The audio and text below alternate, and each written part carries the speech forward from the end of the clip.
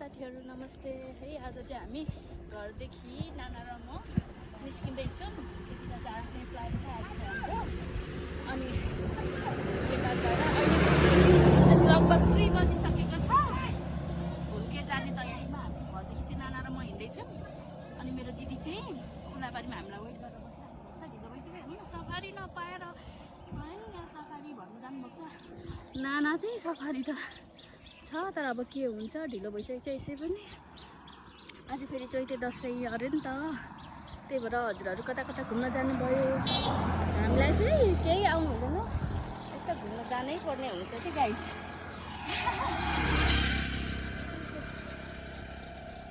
आज हामी भुल्के गएर के सुन्के घुम्छौँ हजुरहरूलाई म देखाइदिन्छु। कृपया हेरिदिनु होला हाम्रो ब्लग। ल है साथीहरू, हामी चाहिँ अटोमा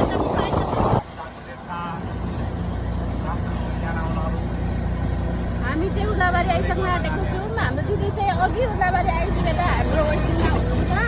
उहाँलाई पनि लिएर हामी जानुपर्ने हुन्छ है गाइज। साथीहरू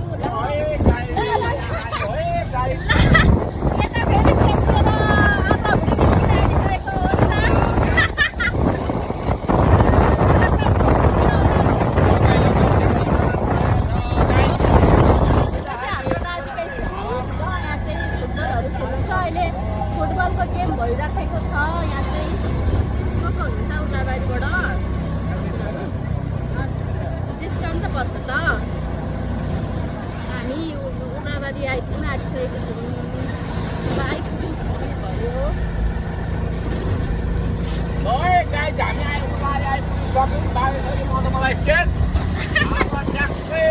हामी पूर्वैसन जाने हो, हजुर। त्यहाँबाट पश्चिम जाने हो।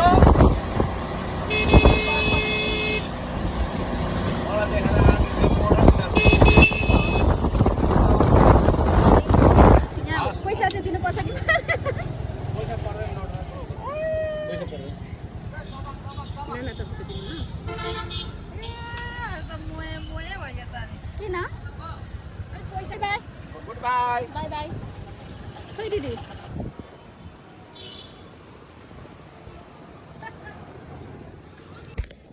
साथीहरू, हामी चाहिँ अहिले ठ्याक्कै लगभग 5 बजिसकेको छ होला। पछिल्लो सपिङ गर्दा यस्तो जग्गा गर्दै 5:30 भइहाल्यो। अहिले हामी भुल्के प्रवेश गर्दैछौँ, तर गेट बन्द छ कि खुला छ त्यो हामीलाई थाहा छैन। जान्छौँ, खुला रहेछ भने पस्छौँ, रहेनछ भने फर्किन्छौँ।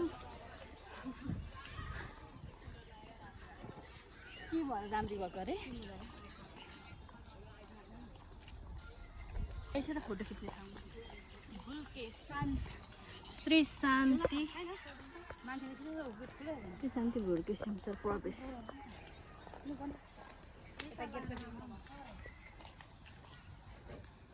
हेलो साथीहरू, हामी चाहिँ भुल्केमा भित्र छिरिसकेर अब म तपाईँहरूलाई यहाँको कस्तो छ भनेर देखाइरहेको छु है साथीहरू। यहाँ चाहिँ यस्तो बनाउनु भएको रहेछ है, श्री शान्ति भुल्के सिमसर भनेर यस्तो छ। अनि पर राति परिसकेको छ, रात परिसकेको छ। अब के देख्दैन, यहाँ चाहिँ बच्चाहरूको लागि विशेष खेल्ने उयो पनि रहेछ। यस्तो छ, फोटोहरू खिच्ने कार्यक्रम हुँदैछ हाम्रो। यहाँ चाहिँ के हो नि, यो बच्चाहरू खेल्ने ठाउँ, यहाँ चाहिँ फोटो खिच्ने यस्तो छ है। भुल्केमा चाहिँ यस्तो फुल नभएर कि फुलहरू देख्ने बित्तिकै फोटो भिडियो लिन मन लागिहाल्छ, क्याप्चर गरिहाल्न मनपर्छ। यहाँ हेर्नु कस्तो क्युट क्युट फ्लावरहरू है, कस्तो क्युट। वाउ क्युट, कस्तो क्युट क्युट। हेर्नु न नाना, 12 मासे कस्तो क्युट क्युट हो। आमामा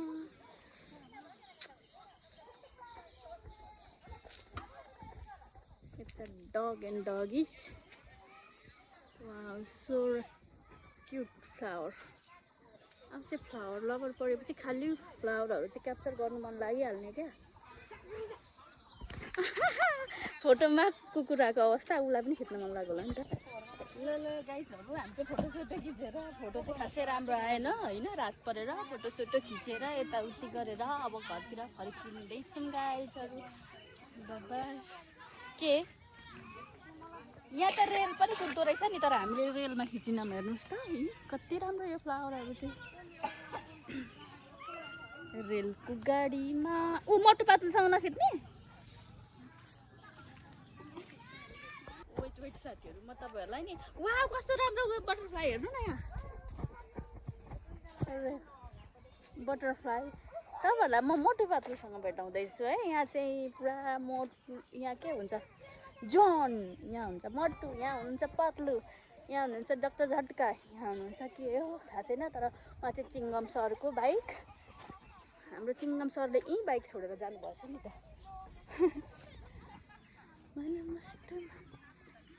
कोही आएर राम्रोसँगले भिडियो सिडियो खिचेर र जान सक्नुहुन्छ राम्रो ठाउँ छ ल है साथीहरू अब हामी चाहिँ घुमिफिरी धन्न पाइयो धन्न गेट खुल्लै रहेछ पाइयो अब हामी ब्याक हुँदैछौँ होम आफ्नो गाई यहाँ चाहिँ टिम पनि पहिले लगाएको रहेछ नि यो जस्तो भए पनि भुल्के देखियो आइयो अझै तर कति फोटोहरू खिच्ने ठाउँहरू त थुप्रै रहेछ तर हामी जान सक्दैनौँ टाइमको अभावको कारणले हामी त्यस्तो जिरो टाइममा घुम्छौँ फिर्छौँ गाई नै म त निस्केको छुइनँ नि आज चाहिँ दुधलाई घुम्छु कस्तो लाग्यो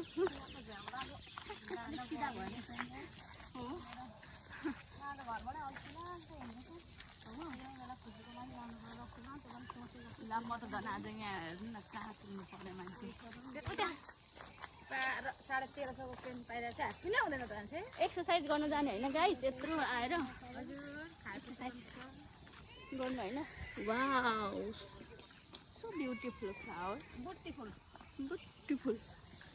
यहाँ चाहिँ हामी टक टक टक स्लो मोसनमा हिँडेको बनाउनु पर्ने तर क्यामेरा पनि राम्रो नआएको हो कि हामी मान्छे नराम्रो हो कि के हो भन्नै सकेन ला गेट त बन्द भइसक्यो त ए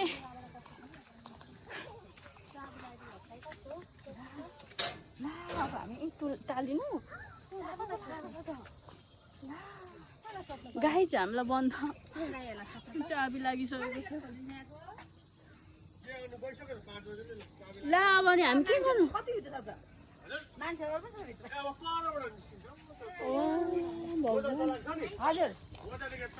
हामी त लक भयौँ गाई साथीहरू हामी चाहिँ भुल्केमा लक भएर हामीलाई चाबी लगाइदिएको अवस्था अब हामी कसरी घर जाने होला कि रातभरि यहीँ बस्नु पर्ने हो थाहा छैन जङ्गलमा छौँ हामीलाई चाबी लगाइदिएर जानुभएछ हामी यता कतै चाहिँ दुलोबाट कताबाट छिर्नु सकिन्छ बाटो कताबाट निस्किनु सकिन्छ भन्दै हामी खोजेछौँ बाटो खै बाटै पत्ता लगाउन सकेको छैन कहाँबाट निस्किने होला त आखिर यस्तो त लु कस्तो हो नि मान्छेलाई भित्र हुँदा हुँदै चाबी लगाइदिनु हौ लक गरिदिनु हेत्तेरिका बर्बाद भयो त हौ